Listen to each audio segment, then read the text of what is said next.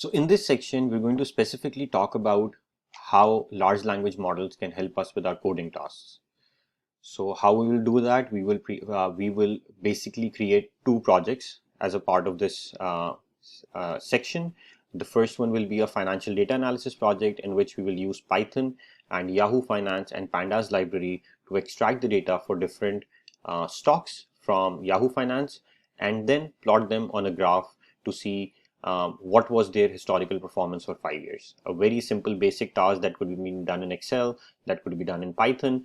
We are going to use ChatGPT's help to write efficient optimized code for us to be able for us to do that. The second project, we will use Flask, which is another different library in Python, and we will create a web application, a browser-based web application for a word counter. So what will the application do? We will there will be a text box. You'll post in the whatever text you have, press the button, and it will tell you the word count of that specific project. So without further ado, let's dive in and create the two projects now.